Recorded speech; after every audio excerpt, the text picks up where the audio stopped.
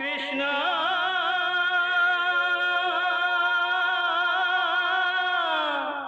हरे कृष्णा हरे हरे।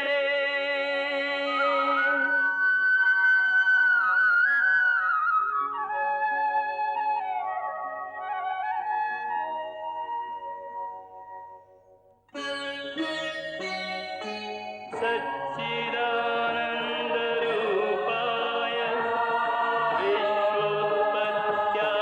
विश्वोत्पत्त्यादिहेतवे तापत्रयविनाशाय श्रीकृष्णाय वयं नमः।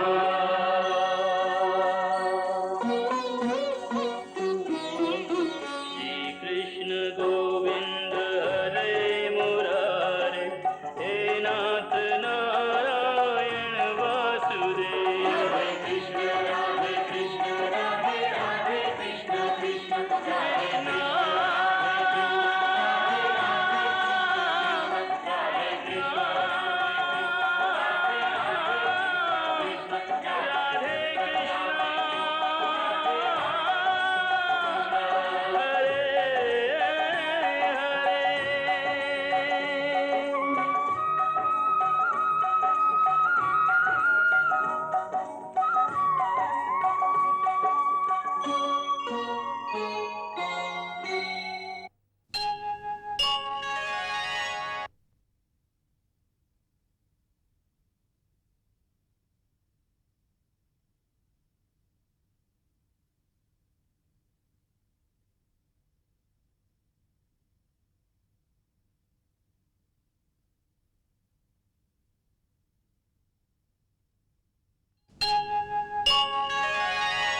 हम सबको ये बताना होगा कि हम युद्ध भूमि पर अपने शस्त्रों का अपमान करने नहीं आए हैं। प्रतिज्ञा कीजिए कि हम सब कल पितामह भीष्म के आज के संहार का भीषण उत्तर देंगे। हम प्रतिज्ञा करते हैं, हम प्रतिज्ञा करते हैं, हम प्रतिज्ञा करते हैं, हम प्रतिज्ञा करते हैं।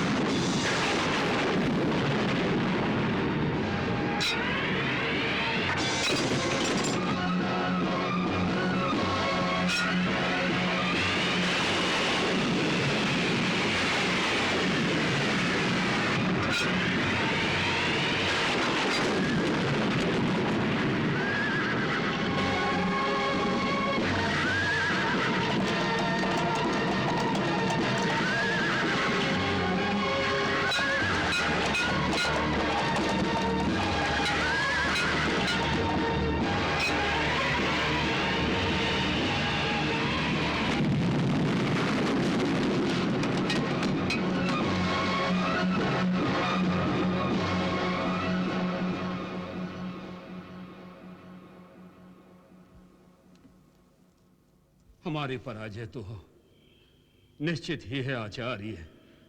जिस पक्ष में वासुदेव कृष्ण और धनंजय अर्जुन हैं, उस पक्ष की तो निश्चित विजय होगी ही। हम सब की चिंता का कारण यही पराजय है जिसे हम टाल नहीं सकते। परंतु आचार्य, मैं पराजय के कारण विचलित नहीं हूं। और नहीं मैंने हार मानी है।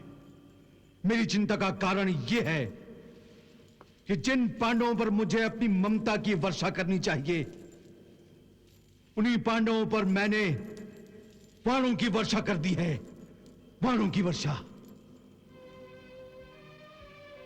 आचार्य, युद्ध कुशलता के लिए मुझे पांडवों का गौरव करने के बदले उनसे युद्ध करना पड़ रहा है। आचार्य, ये सारे मेरे अपने बच्चे हैं। इनका ज्येष्ठ होने के नाते मुझे इनका आधार बनना चाहिए था, परंतु मैं इनकी मृत्यु हो गया हूं। मृत्यु हो गया हूं आचार्य। आचार्य,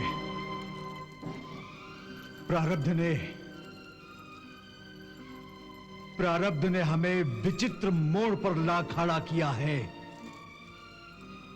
हम अपनी तलवारों से इतिहास तो बदल सकते हैं, परंतु प्रारब्ध का लिखा हुआ एक शब्द भी नहीं बदल सकते।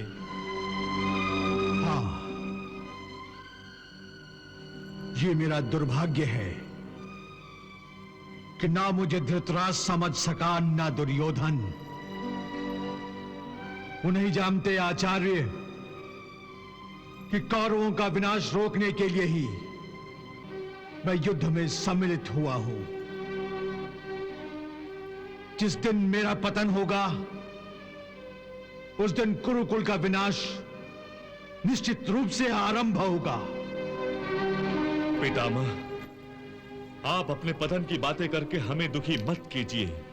हे गंगा पुत्र, आपको तो इच्छा मृत्यु का वरदान प्राप्त है। वही वरदान तो आज मुझे श्राप जैसा लग रहा है। आचार्य, जिस पीड़ा को मैं भोग रहा हूं, वो तो मृत्यु से भी भयंकर है। इस युद्ध को रोकने के लिए हमें दुर्योधन को फिर समझाना चाहिए। परंतु क्या दुर्योधन हमारी सुनेगा? अवश्य सुनेगा आचार्य, अवश्य सुनेगा।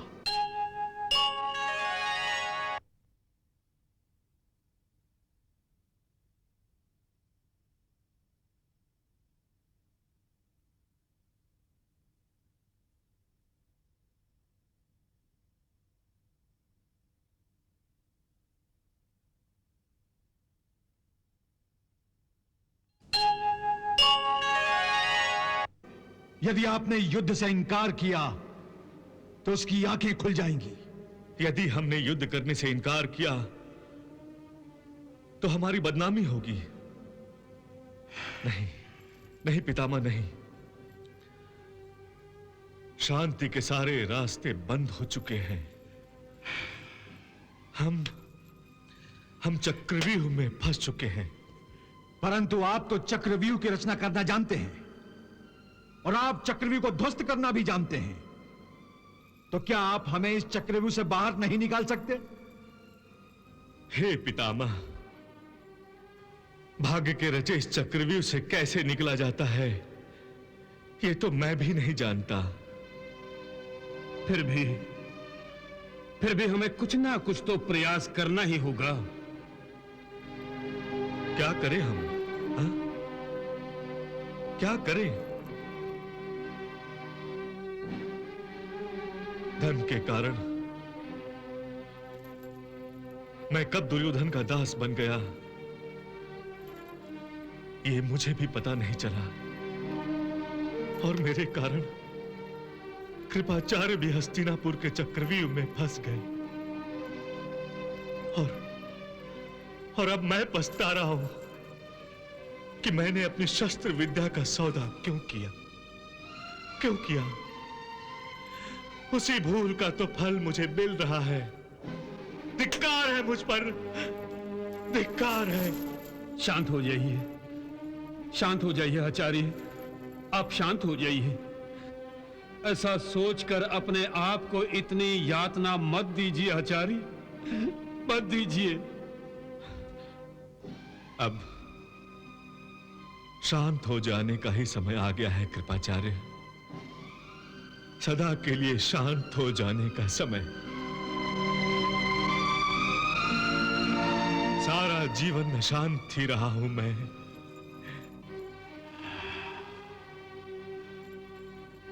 हाँ आचार्य, मैं भी सदा चिर शांति को खोजता रहा, और अब जाकर मुझे पता चला कि केवल मृत्यु ही मुझे चिर शांति दिला सकती है। केवल मृत्यु ही मुझे चिर शांति दिला सकती है।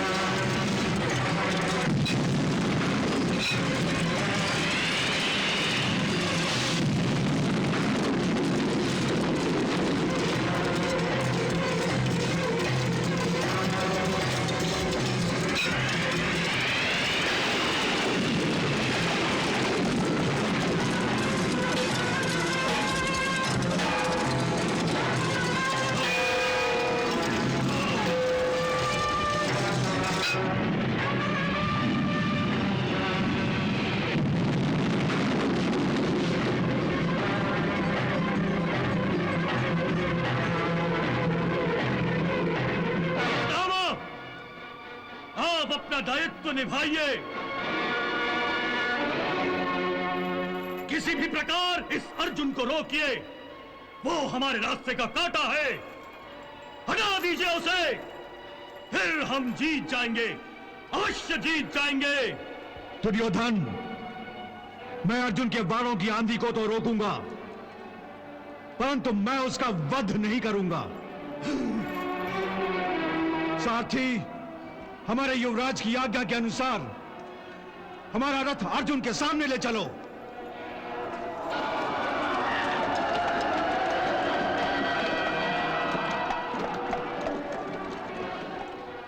हे पार्थ, लगता है दुर्योधन के अपमान का प्रतिशोध लेने स्वयं भीष्म पितामह तुमसे युद्ध करने आ रहे हैं। इसलिए सावधानी से काम लो। यदि इस समय तुमने पितामह को नहीं रोका, तो पितामह के नेतृत्व में कृपाचार्य, द्रोणाचार्य, शल्य और जयद्रथ जैसे योद्धा पांडव सेना का विनाश कर देंगे। केशव, मैं भी पितामह से युद्ध करने को उत्सुक हूं। रुको!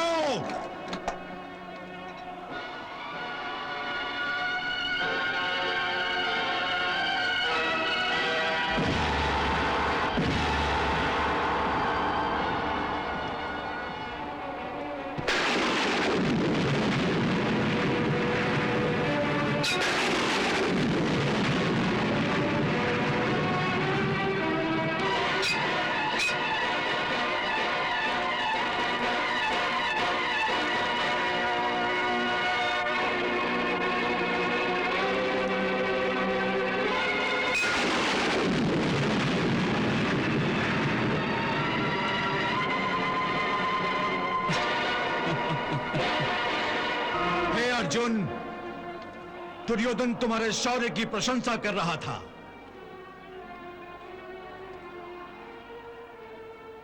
पितामह, आपने मुझे शौर्य की जो शिक्षा और दीक्षा दी है, मैं तो केवल उसका मान बढ़ा रहा था। तुम्हारे ये शब्द केवल अपने पितामह के आदर में है। सच तो यह है कि तुम्हें युद्ध करने की दीक्षा वासुदेव ने दी है। और अब इसी शिक्षा की परीक्षा है, क्योंकि अब मुझे आपका सामना करना है। तो फिर सावधान हो जाओ अर्जुन। ये भीष्म बदनामी से डरता है। मुझ पर यह आरोप है कि मैं तुमसे दिल से युद्ध नहीं करता। इसलिए इस समय तुम मुझे अपना पितामह मत समझो।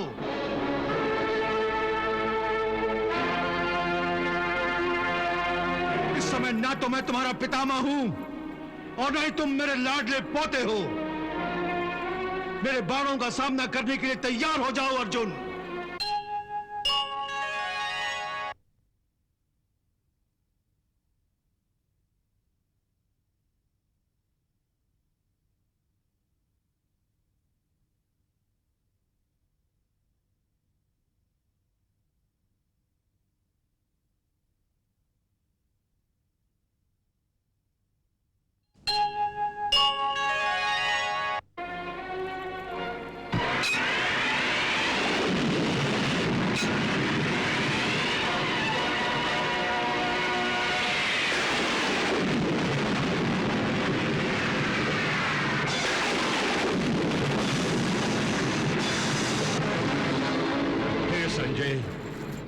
ये कृष्ण एक कुशल सारथी ही नहीं, एक कुटिल रणनीतिज्ञ भी है।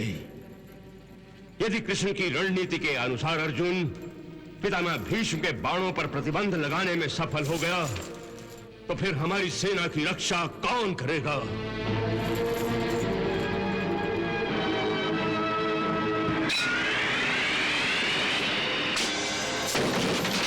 देख लिया अर्जुन, ये मेरे गुरु परशुराम की शिक्षा का परिणाम है।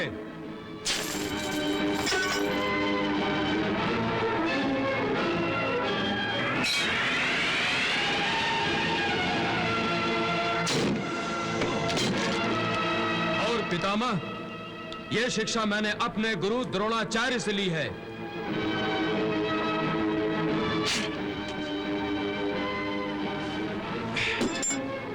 कृपाचार्य, द्रोणाचार्य, शल्यराज तथा सिंधु नरेश जयद्रथ, आप सब पितामह की सहायता करने जाइए। इस समय अर्जुन बचना नहीं चाहिए। जो आज्ञा युवराज, जो आज्ञा युवराज। चलो सारथी। सारथी, रथ आगे ले चलो। चलो सारथी, चलो सारथी।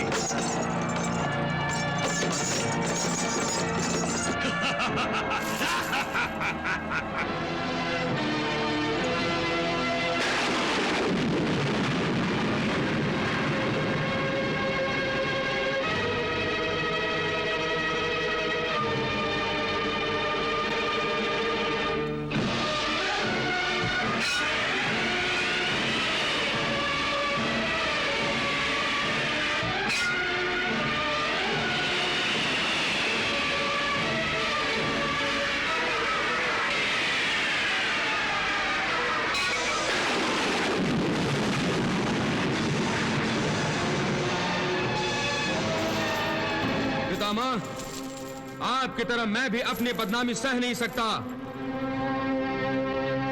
आखिर मैं भी आपका पोता हूं। मुझ पर भी आरोप है कि मैं भी आपसे दिल से युद्ध नहीं करता हूं। मैं आपके बाणों की पीड़ा तो सह सकता हूं, परंतु इन आरोपों को सह नहीं सकता। तो ठीक है, तुम डटकर युद्ध करो पार्थ, डटकर युद्ध करो। पितामह, आप स्वयं अपने शत्रु को युद्ध का प्रोत्साहन दे रहे हैं। हे वासुदेव, यह प्रोत्साहन नहीं था, बल्कि एक वीर ने दूसरे वीर की वीरता की प्रशंसा की है। परंतु फिर भी यदि अर्जुन को अहंकार हो गया हो, तो मेरे बाण उसके अहंकार का नाश कर सकते हैं। सावधान अर्जुन।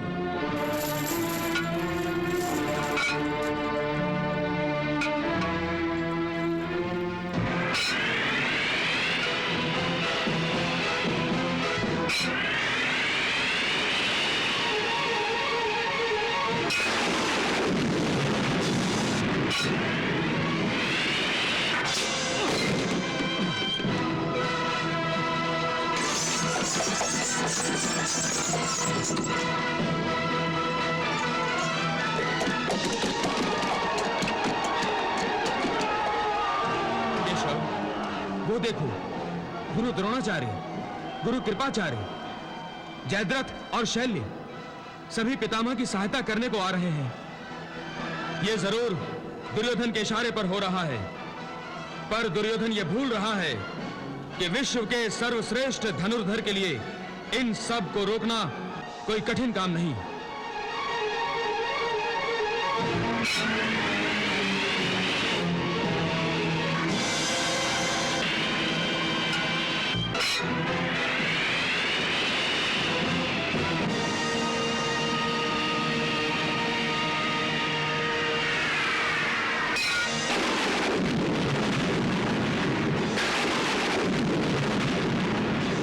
वाह अर्जुन वाह!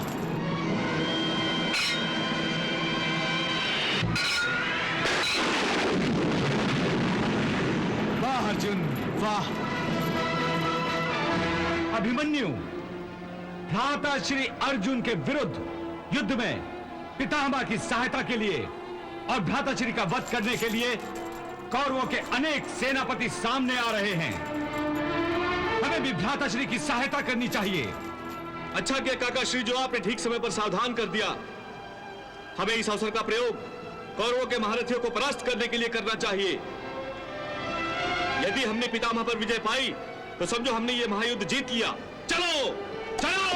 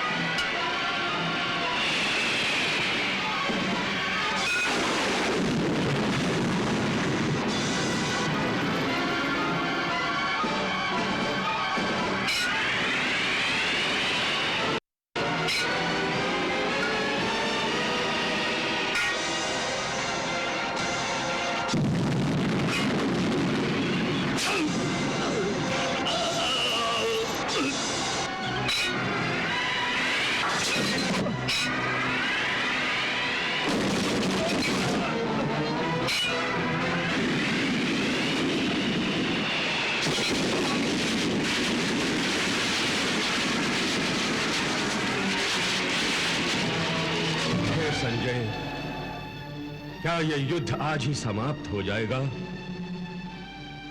भीम और अर्जुन के पराक्रम की गाथा सुनकर तो मुझे ऐसा लग रहा है कि आज ही के युद्ध में कौरवों का संपूर्ण विनाश हो जाएगा।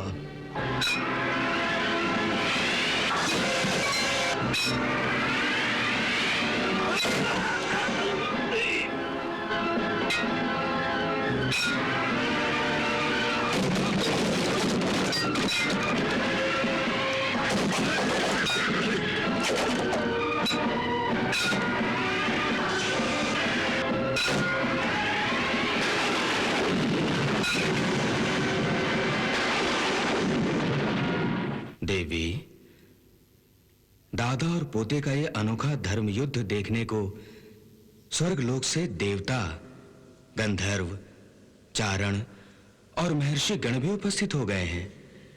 हाँ भगवान, पितामह भीष्म और साक्षात वासुदेव के सखा अर्जुन के बीच होने वाला ये युद्ध अत्यंत अद्भुत और संपूर्ण लोकों के लिए आश्चर्यजनक घटना है, क्योंकि दोनों के बीच भगवान श्री कृष्ण एक अत्यंत महत्वपूर्ण भूमिका निभा रहे हैं। हाँ देवी, ऐसा अनोखा युद्ध युगों में कभी-कभी देखने को मिलता है। वो देखो,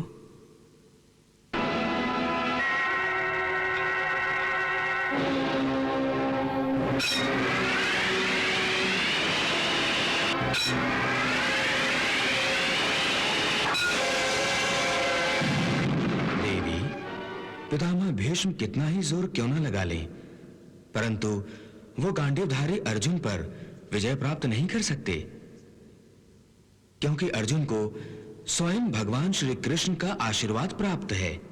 भगवान, अर्जुन आपका भी तो शिष्य है, उसे आपके आशीर्वाद की सुरक्षा भी तो प्राप्त है। हाँ देवी, ये तो स्पष्ट है कि हनुमान के रूप में हमारा अंश ही उसके रथ पर बैठकर उसकी रक्षा कर रहा है। परंतु यदि दादा और पोते यूं ही लड़ते रहें, तो प्रलय आने तक दोनों का युद्ध बिना किसी निर्णय के चलता रहेगा।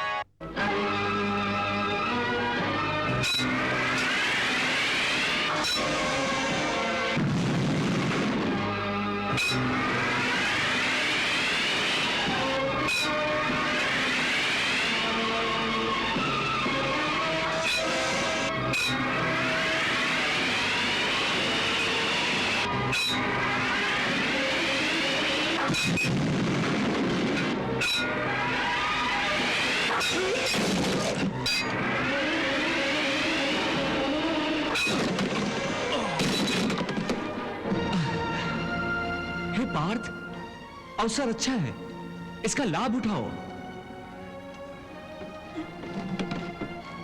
कदाचित पितामह दूसरी ओर से युद्ध करना चाहते हैं, परंतु तुम उन्हें दूसरी ओर जाने का अवसर मत दो, अपने साथ युद्ध में उलझाए रखो।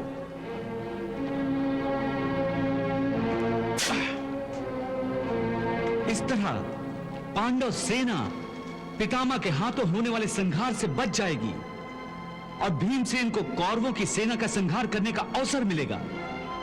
पार्थ, पांडवों को विजय बनाना है तो युद्ध में तुम्हें यही रणनीति अपनानी होगी, क्योंकि हे पार्थ, जो भीष्म पितामह पर प्रतिबंध लगा सके, ऐसा पांडवों की सेना में तुम्हारे सिवाय दूसरा कोई योद्धा नहीं है। हे वासुदेव, मैं यही रणनीति अपनाता हूं। चलो सारथी, रुक जाइए पितामह।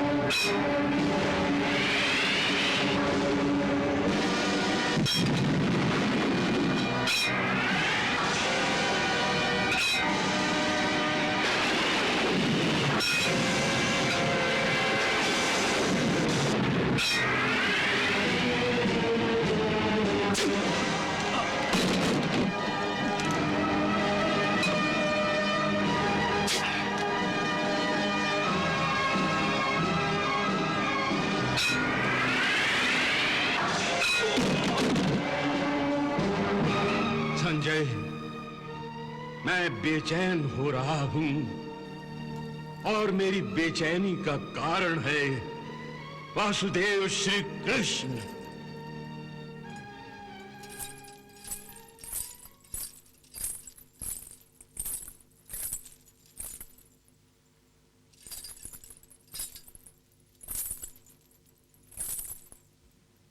प्रणाम महारानी। आयुष्मान भव। गांधारी,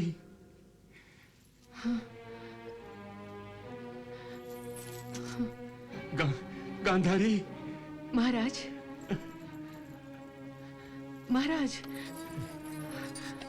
गांधारी, महाराज, तुम यहाँ? हाँ महाराज, आपकी आवाज कब आ रही है, आपका शरीर कांप रहा है। महाराज, आपका स्वास्थ्य तो ठीक है ना? हाँ? गांधारी, जब मन ही शांत न हो तो स्वास्थ्य कैसे ठीक रह सकता है? युद्ध के कारण मन व्याकुल है। अपने पुत्रों के भविष्य के बारे में सोचकर मैं भयभीत हो गया हूं। आर्यपुत्र, आपको युद्ध के कारण इस तरह विचलित होना शोभा नहीं देता। आखिर आप एक क्षत्रिय महाराज हैं। परंतु मैं ये कैसे भूल सकता हूं कि मैं पिता भी हूं।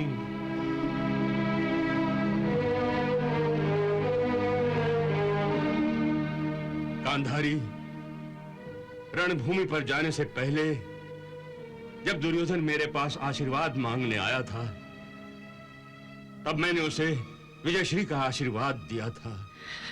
और मैंने आशीर्वाद देते समय कहा था कि धर्म और सत्य की विजय अवश्य ही होगी। गांधारी! हाँ, क्यों महाराज? क्या मैंने कुछ उचित नहीं कहा था?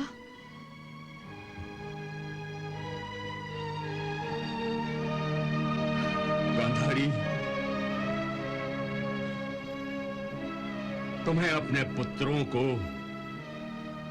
विजय का आशीर्वाद देना चाहिए था। छोड़ो, जो हुआ सो हुआ। गांधारी, तात वेद व्यास से अनुग्रहित होने के कारण संजय हमें युद्ध का समाचार सुना सकता है। तुम भी सुनो। आओ गांधारी, बैठो। नहीं महाराज, मुझसे युद्ध का समाचार नहीं सुना जाएगा। क्यों गांधारी? क्योंकि महाराज, कौरव और पांडव दोनों ही तो हमारे ही पुत्र हैं ना। इस युद्ध में दोनों में से कोई भी मारा जाए तो विनाश तो कौरव कुल का ही होगा ना।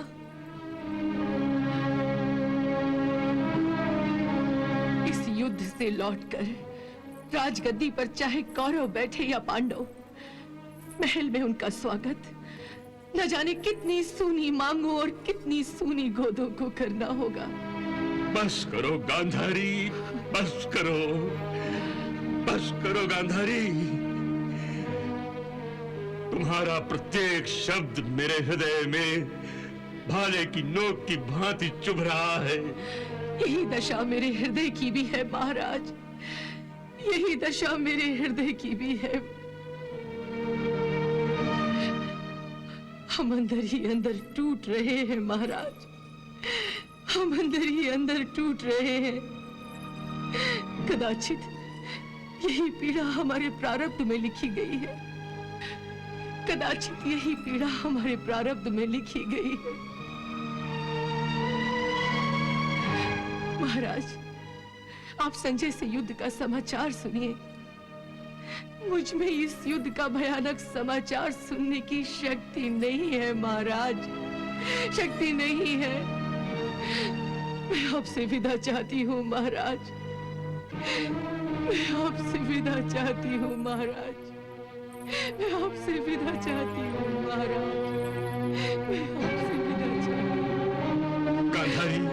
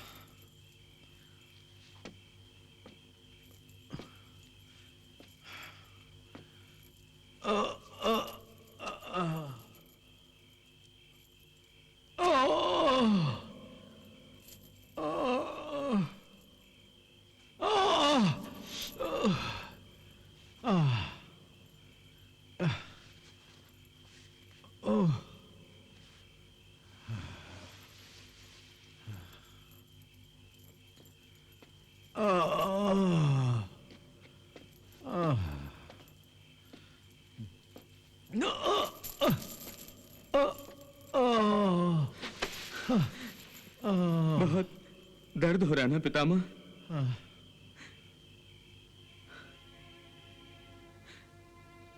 अर्जुन, तुम यहां? मुझे क्षमा कर दीजिए पितामह, मुझे क्षमा कर दीजिए। आपके शरीर पर ये घाव मेरे ही बाणों से आए हैं।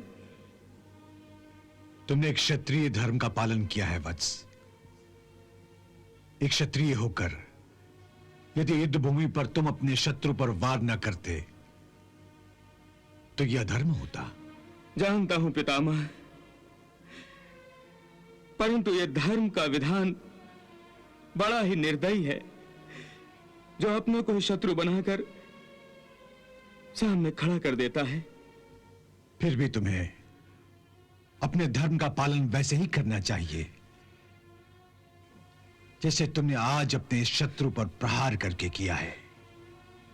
पितामह, आप पर मेरे बाण चलाने के कारण आप मुझसे रुष्ट तो नहीं है ना? ना अर्जुन, तुम ये ना सोचो कि तुम्हारे बाणों से घायल होकर मैं तुमसे रुष्ट हो गया हूं। हां, यदि तुम जमकर युद्ध ना करते तो मैं अवश्य तुमसे रुष्ट हो जाता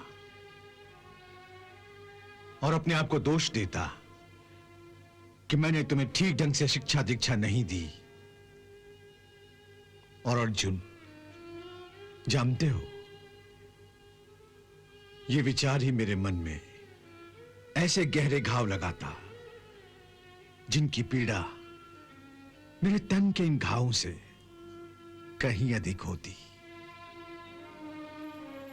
पार्थ, इसीलिए मैं कहता हूं कि अपनी सभी भावनाओं को त्याग करके युद्ध करो।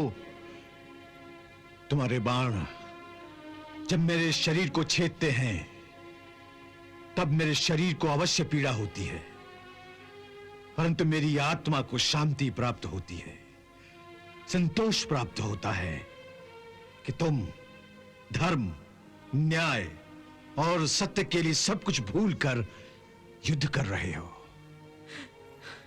यह कहकर पितामह आप स्वीकार कर रहे हैं कि आप अधर्म, असत्य और अनीति का साथ दे रहे हैं।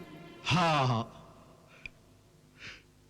परंतु मैं विवश हूं अर्जुन, मैं विवश हूं और विवशता ही मेरा प्रारब्ध है। मैं पिंजरे में बंद उस पंछी की भांति हूं जो फड़फड़ा तो सकता है परंतु प्रारब्ध के पिंजरे की एक तीली भी तोड़ नहीं सकता। और यही मेरी विडंबना है अर्जुन, यही मेरी विडंबना है। मेरी विवशताओं को केवल तुम ही समाप्त कर सकते हो अर्जुन, तुम ही मुझे इस पिंजरे से आजाद कर सकते हो। पितामह, कृपया बताइए, मैं आपको प्रारब्ध के इस पिंजरे से किस तरह आजाद कर सकता हूं? आपकी पीड़ा दूर करके मुझे खुशी होगी। बताइए, मैं क्या करूं? मेरा वध कर दो। पितामह,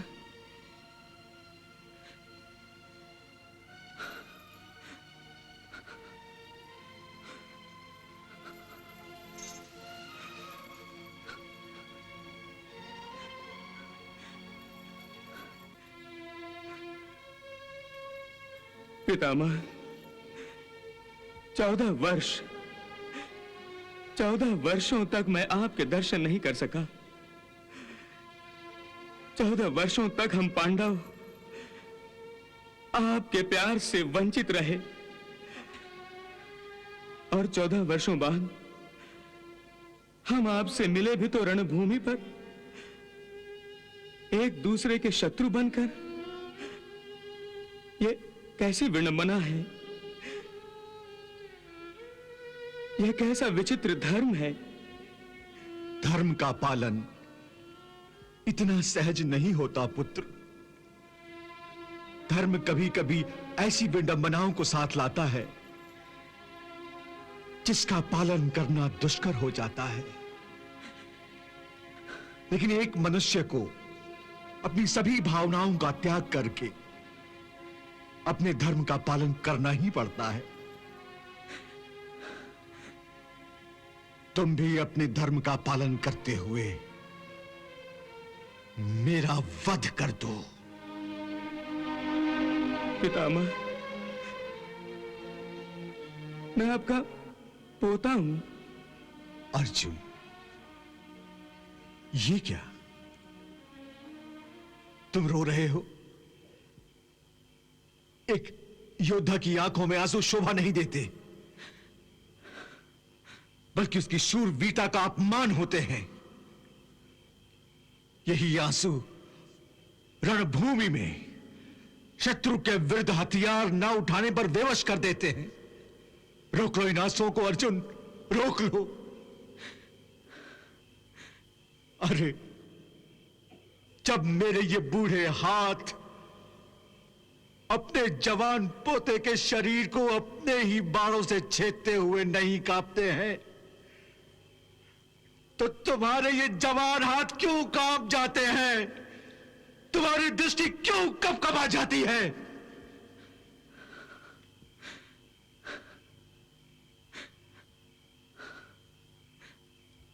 मैं तुम्हें तुम्हारा ज्येष्ठ पितामह होने के नाते अपने धर्म, अपने कर्तव्य का पालन करने को कह रहा हूं।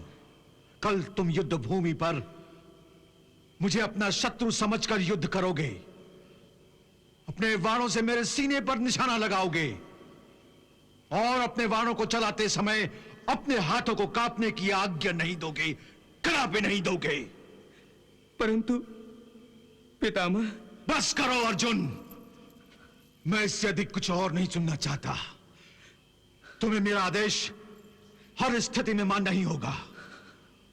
और यह भी याद रखो कि मुझे इच्छा मृत्यु का वरदान प्राप्त है, और मेरी अंतिम इच्छा भी यही है कि मैं अपने पोते के बाणों से ही मरूं। पितामह, हमारा भाग्य हमसे यह अन्याय क्यों कर रहा है? क्यों हम दोनों की इतनी कड़ी परीक्षा ले रहा है? जाओ पुत्र, कल युद्ध भूमि पर मिलेंगे।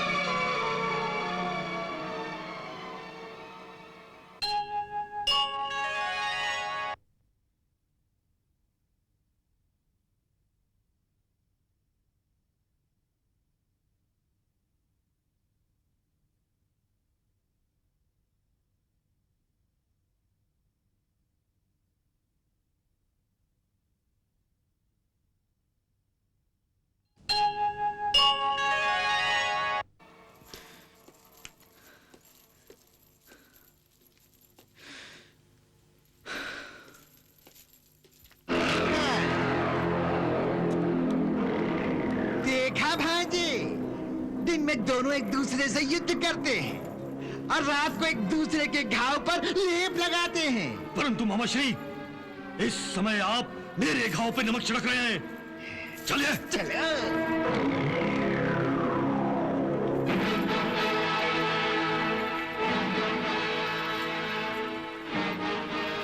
प्रणाम पितामह। प्रणाम पितामह।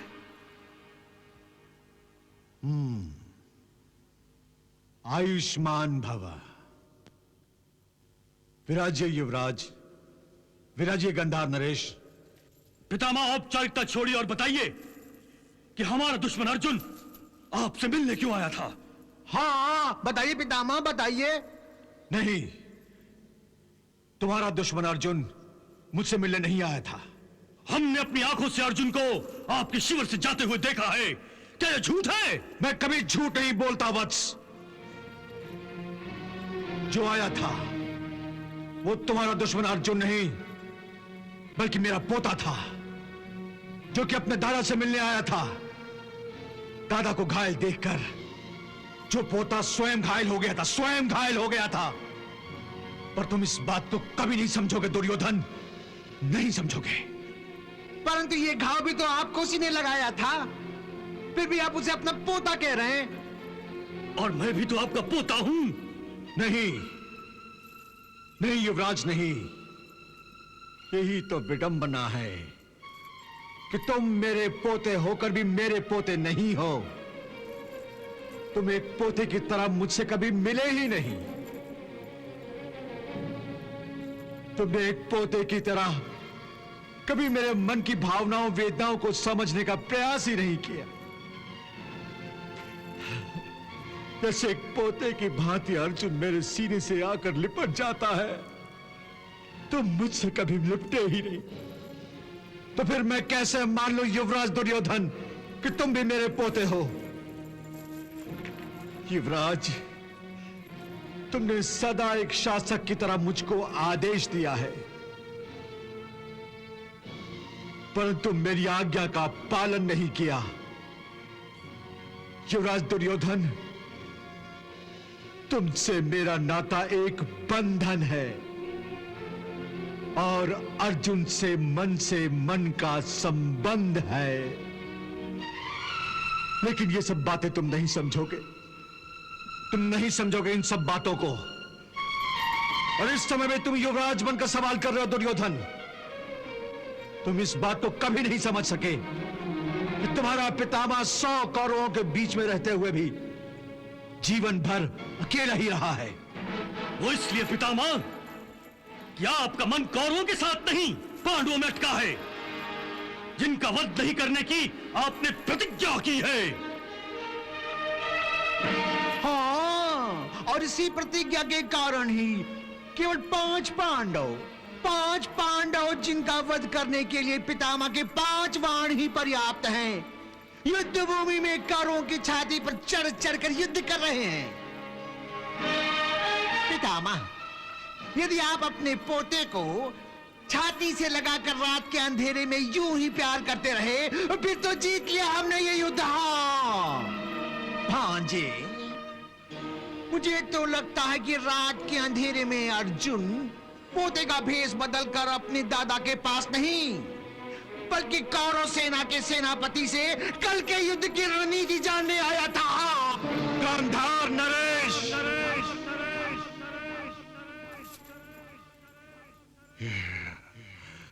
युवराज, अपने मामा श्री की जिह्वा को लगाम दो। ये मुझ पर संदेह कर रहे हैं, मुझ पर, जिसने हस्तिनापुर की आजीवन सुरक्षा का प्रण लिया है, जिसने हस्तिनापुर की सेवा में अपनी हर सांस खपाई है। इस युद्ध में पांडवों के विजय के रास्ते की दीवार बनकर खड़ा हूं मैं। और मेरी देशभक्ति पर शंका। किस किस की जीवा पर आप लगाम देंगे? हाँ, किस किस की जीवा पर? ये शंका का नाग तो कौरवों के पक्ष में लड़ने वाले हर योद्धा के मन में बार बार उठ रहा है। आपके प्रति संदेह का यह विष सारी कौरव सेना में फैलता जा रहा है। इसका कारण आपके मन में पांडवों के प्रति वो प्रेम है जो आपकी देशभक्ति पर भारी पड़ रहा है, भारी। मेरी देशभक्ति पर संदेह करने वाले हर योद्धा को मैं कल युद्ध भूमि पर दिखा दूंगा कि मैं प्राण दे सकता हूं, परंतु हस्तिनापुर की सुरक्षा पर आंच नहीं आने दूंगा। जाओ युवराज, कल युद्ध भूमि पर मैं तुम सबकी शंकाओं के विषैले नागों के फनों को अपने बाणों के प्रहार से चीथड़े कर दूंगा।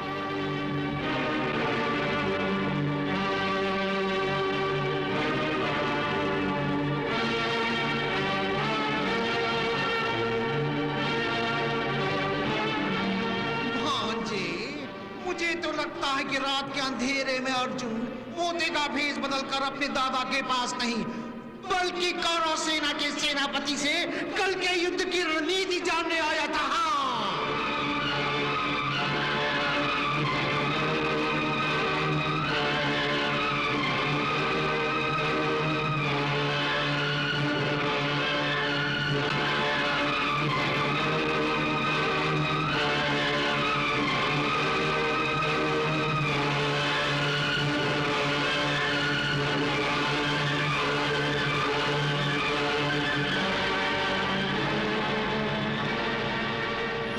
कृष्णा